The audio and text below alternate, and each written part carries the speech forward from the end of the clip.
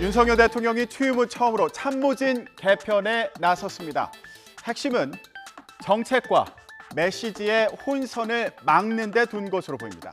그동안 급하게 발표된 정책에 대한 국민 불만과 여러 홍보 과정에서 불거진 논란을 고려한 것으로 보이는데요. 신설된 정책기획수석은 만 5세 초등학교 입학 논란으로 지적을 받은 정책 조율 기능을 강화하기 위한 자리로 이관섭 한국무역협회 부회장을 내정했습니다. 자, 홍보수석에는 김은혜 전 국민의힘 의원이 발탁됐습니다. 대선 당시에 국민의힘 선대위 공보단장, 또 인수위에서는 당선인 대변인으로 활약하면서 대통령의 입으로 불리기도 했는데요. 그만큼 국정 철학을 잘 이해하고 있다는 평가를 받고 있습니다. 새롭게 투입된 참모진 박석영 기자가 소개합니다.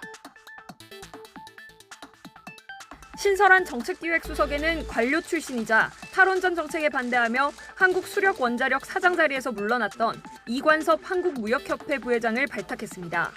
큰 나라의 어떤 결정을 하거나 작은 결정을 할 때도 작은 생선을 구울 때처럼 섬세하고 신중한 자세로 정책들을 돌봐보겠다는 그런 생각을 가지고 있습니다. 기존 2실 5수석 체제에서 2실 6수석 체제가 된 건데 정책기획수석 산하에는 기존에 있던 국정과제, 연설기록, 기획비서관들이 들어가게 됩니다. 기존의 정책조정기획관 체제는 미래전략기획관으로 이름을 바꾸고 부산 엑스포 유치에 전념하도록 했습니다. 새 홍보수석으로는 윤 대통령의 당선인 시절 첫 대변인으로 활동했던 국민의힘 김은혜 전 의원이 다시 구원투수로 등판했습니다. 국민 여러분의 기대와 바람을 가감없이 전달하고 윤석열 대통령의 국정 철학을 제대로 잘 전하는 가교 역할을 열심히 하겠습니다. 기존 최영범 홍보수석은 대외협력특보로 이동해 측면 지원에 나섭니다.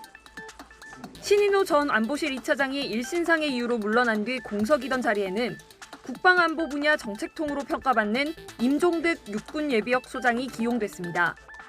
대내적으로 안보 환경이 위중한 상황에서 2차장이라고 하는 중책을 맡게 되어서 책임의 막중함을 느낍니다.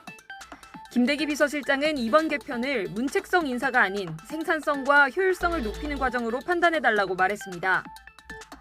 또 조직은 유기체인 만큼 국정 쇄신과 비서실 쇄신은 5년 동안 계속될 수 있다고 덧붙였습니다. 여야 반응은 역시나 엇갈렸습니다.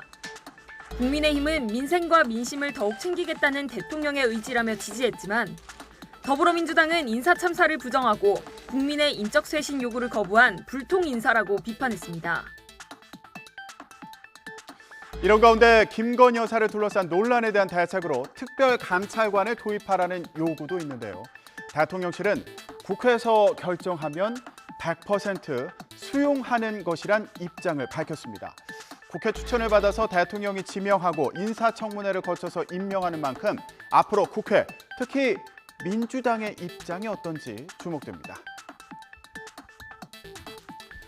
국민의힘에서는 오늘 저녁 당 윤리위원회가 열립니다. 최근 수해 현장에서 비 좀 왔으면 좋겠다 이런 실언을 했던 김성원 의원에 대한 징계 절차를 시작할지 논의하는 자리입니다. 그런데 지난주 당 윤리위가 당의 위신을 훼손하는 등의 행위에 대해서 엄정하게 심의하겠다는 경고성 입장문을 낸 걸 두고 이준석 전 대표를 겨냥한 게 아니냐 이런 해석도 나오는데요. 그런 만큼 오늘 회의에서 이 전 대표에 대한 추가 징계가 논의될 가능성도 언급되고 있습니다. 이런 가운데 주호영 비대위원장은 내년 1월 말에서 2월쯤에 새 지도부를 선출할 것으로 전망했습니다. 주 위원장은 이 전 대표의 자격 정지가 풀리는 것과 맞물려서 논란이 있을 가능성이 있다고 말하기도 했는데요. 당권 주자들의 반응이 엇갈리고 있습니다. 엄윤주 기자가 전해드립니다. 국민의힘 주호영 비대위원장은 당 일각에서 요구하는 조기 전당대회에 거듭 선을 그었습니다. 다음 달 정기국회가 시작되는 만큼 당권 경쟁보다는 민생에 매진하는 모습을 국민에게 보여줘야 한다는 겁니다. 이 중요한 국회 기간 중에 여당이 당대표를 뽑는 전당대회를 한다는 것이 국민들 눈에는 나라가 이렇게 어렵고 당이 어려운데 당권 싸움을 한다고 비춰질 수가 있어서 그러면서 새 대표 선출 시점은 오는 12월 9일 정기국회가 끝난 뒤 전당대회를 거쳐 내년 1월 말이나 2월쯤이 될 것으로 내다봤습니다. 이준석 전 대표가 제기한 비대위 효력정지 가처분 신청 사건에 대한 법원의 판단과 경찰 수사 상황을 봐야 한다는 전제를 달긴 했지만 구체적 시기를 처음으로 언급했습니다.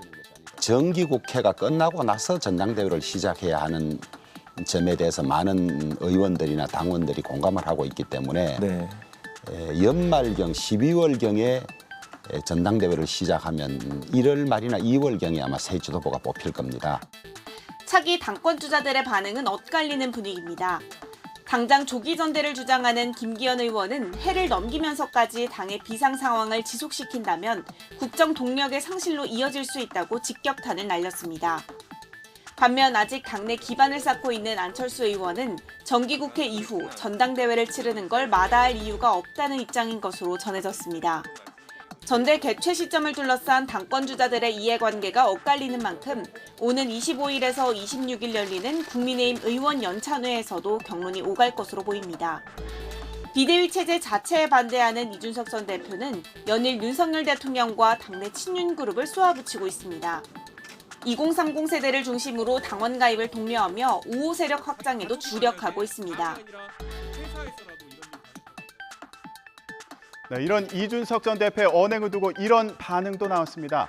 2달 동안 해외에 머물다가 귀국한 김재원 전 국민의힘 최고위원의 말인데요.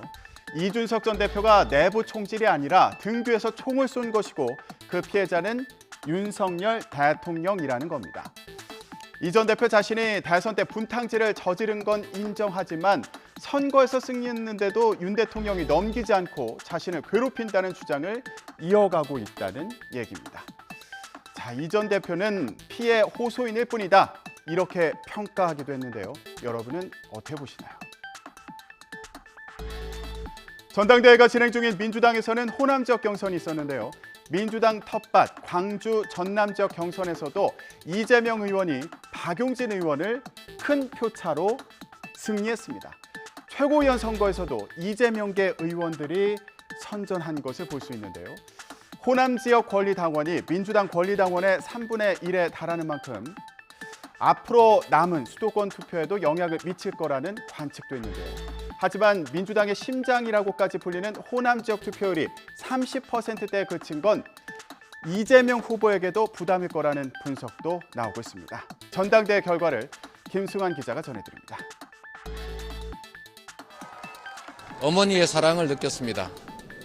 더 낮은 자세로 더 열심히 임하도록 하겠습니다. 고맙습니다. 이 의원은 광주와 전남에서 모두 50%포인트 이상 격차를 벌리며 박용진 의원을 앞섰습니다. 누적 득표율 역시 78.35%로 21.65%에 그친 박 의원을 상대로 압도적 우위를 유지했습니다. 이런 흐름이 계속된다면 이 의원의 최종 득표율은 2년 전 유사한 대세론 속에 60.7%를 얻었던 이낙연 전 대표의 기록을 뛰어넘을 거라는 전망도 나옵니다. 고향인 전북에 이어 또 한 번 한계를 절감한 박용진 의원은 마지막으로 남은 수도권 당심에 지지를 호소했습니다. 대의원 동지들이 그러한 당의 방향에 대해서 공감하고 적극적으로 투표해 주시리라 기대하고요. 박용진을 통해서 당의 변화와 혁신에 대한 의지도 표출해 주시리라 기대하겠습니다. 최고위원 선거에서도 친 이재명계 후보들의 선전이 두드러졌습니다. 고민정 의원을 빼고 순위권인 5명에 친 이재명계 의원 4명이 포진한 기존 결과가 바뀌지 않았습니다. 광주를 지역구로 둔 송갑석 의원이 반짝 약진했지만 대세를 꺾지는 못했습니다. 역대 경선에서 호남 지역 결과가 수도권에서도 그대로 이어진 만큼 이번 주 마지막 수도권 경선도 비슷한 성적표가 나올 것이라는 전망이 많습니다. 대통령실 개편을 두고 실속 있게 국정 운영의 동력을 확보하기 위한 방안이라는 평가와 본질적인 해결책이 아니라 소폭 측근 인사라는 비판이 엇갈리고 있습니다. 여러분은 어떻게 생각하시나요?